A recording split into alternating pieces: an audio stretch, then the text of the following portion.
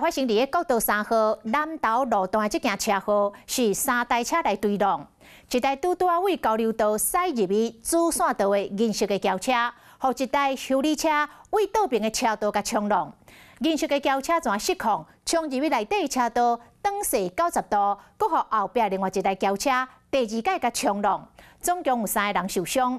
原来是修理车的驾驶驶车驶到困去，才会共冲撞其他的车辆。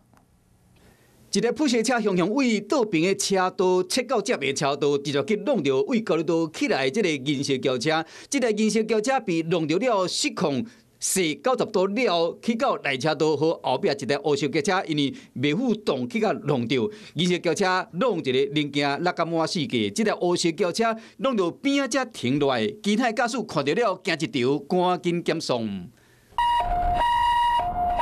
车祸发生伫国道3号上北250公里南横交流道，被弄到银色轿车26岁驾驶，加这个黑色轿车36岁驾驶受到轻伤。这个银色轿车内底27岁姓林的乘客，又再有受伤送去病院。内侧2台驾驶均轻伤，后方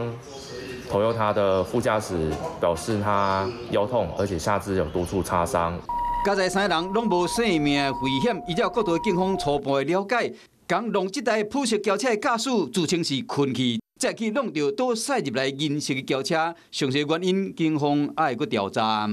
Hello， 我是林仙怡，想要抢先掌握最及时的新闻资讯吗？赶快订阅、按赞、开启小铃铛，锁定华视新闻 YouTube 频道。